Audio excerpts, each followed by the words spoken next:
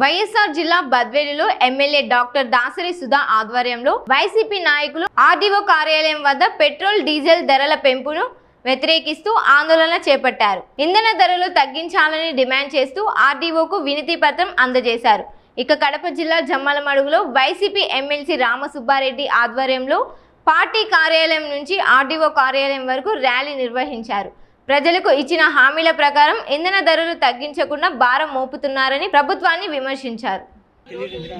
మనము గమనిస్తే దేశంలో ఎక్కడ లేని విధంగా మొత్తం దేశం అంతట్లో కూడా మన ఆంధ్రప్రదేశ్లోనే అత్యధికంగా పెట్రోల్ డీజిల్ ధరలు ఉండడాన్ని మనం చూస్తూ ఉన్నాం.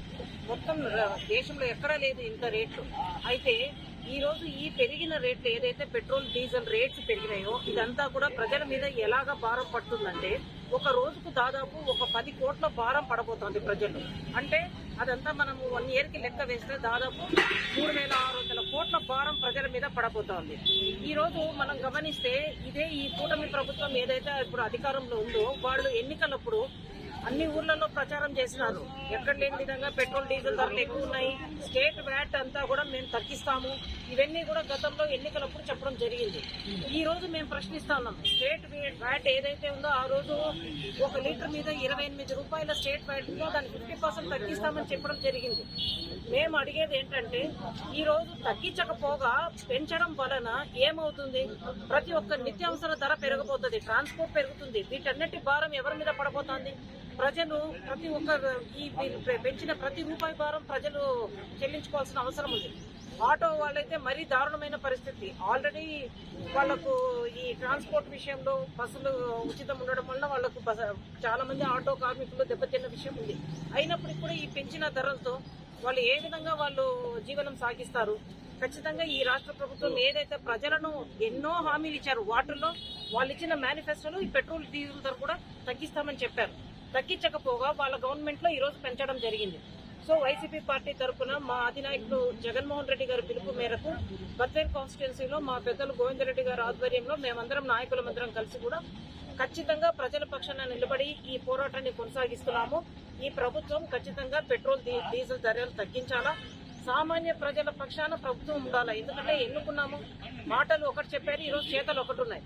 కాబట్టి మేమందరం కూడా ఈ పార్టీ తరఫున ఈ రేట్లను వెంటనే తగ్గించాలా, ప్రజా పక్షాన నిలబడి పరిపాలన చేయాలని ఈ గవర్నమెంట్ ని మేమందరం కూడా ఈ ప్రోగ్రాం నిరసన కార్యక్రమం చేయడం జరిగింది. ఇప్పుడు ఆర్డీఓ గారికి కూడా మేము ఇది వినతి పత్రం ఇవ్వడానికి వెళ్తున్నాం.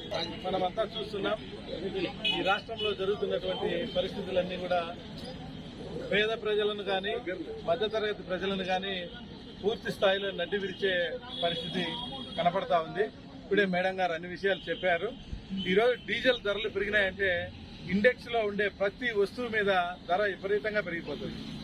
ఒక ట్రాన్స్పోర్టే కాదు, గృహ ఉపకరణాలు కానీ, లేకపోతే ఆర్టీసీ ప్రయాణ ఛార్జీలు కానీ, అదేవిధంగా ట్రాన్స్పోర్ట్ ఉండేటువంటి ఏ విషయం కూడా ఈరోజు మామూలు ప్రజలకు అందుబాటులో లేనటువంటి విషయం. మరి ఈరోజు రాష్ట్ర ప్రభుత్వం చేస్తున్న పని, వాళ్ళు ఇచ్చినటువంటి హామీలు ఎక్కడ కూడా పొంతన లేకుండా పోయింది. మరి ఆ రోజు ఎన్నికలకు ముందు మేనిఫెస్టోలో ఏదైతే చెప్పినారో బాధుడే బాధుడని ఇల్లు తిరిగినారు వైఎస్ఆర్ కాంగ్రెస్ పార్టీ అధికారంలో ఉన్నప్పుడు. ఏనాడు కూడా జగన్మోహన్ రెడ్డి విపరీతమైన రేట్లు పెంచిన పరిస్థితి లేదు. ఏదో అరకొరగా పెరిగితే పెరిగినాయి, పెరగకపోతే పెరగలేదు. కరెంట్ ఛార్జీల విషయం కూడా అంతే, డీజిల్ అంతే.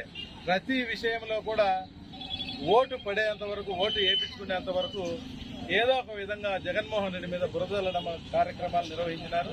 ఈరోజు అధికారంలోకి వచ్చినటువంటి చంద్రబాబు నాయుడు స్వార్థ రాజకీయాలు, కుట్రపూరితమైన రాజకీయాలు ఇవన్నీ కూడా జరుగుతూ ఉన్నాయి. మరి కాలక్రమేణా ప్రజలన్నీ గమనిస్తూ ఉన్నారు. మేము ఒకటే అడుగుతున్నాం, ఇప్పుడు మీరు ఇచ్చిన హామీలు నెరవేర్చండి, డీజిల్ పెట్రోల్ రేట్లు తగ్గించండి. ఫస్ట్ ఈరోజు నిరసన తెలిపే కార్యక్రమం, డీజిల్ పెట్రోల్ రేట్లు తగ్గించండి.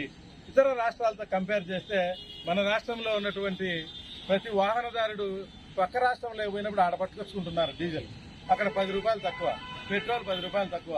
సరే, ఓకే, ఏది ఏమో జరిగింది, అయిపోయింది. ఇప్పుడు మీరు కనీసం పెరిగిన దానిన్నా యావరేజ్ ఉండే రేటు ఉన్నట్లు ఉంచితే గినా ఇంకా కొద్ది కాలానికన్నా మనం ఇతర రాష్ట్రాలతో సమానంగా అయ్యే పరిస్థితి వస్తుంది. మరి దీన్ని గమనించాలని కోరుతూ ఈరోజు గౌరవ శాసనసభ్యురాలు డాక్టర్ సుధా మేడం గారి ఆధ్వర్యంలో ఇక్కడ ఉన్నటువంటి మా నాయకులం అందరం కలిసి ఆర్టీఓ గారికి వినతి పత్రం ఇవ్వడం జరుగుతూ ఉంది. దయచేసి అందరూ కూడా ప్రజలంతా కూడా గమనించాలని కోరుకుంటున్నాం. Thank you.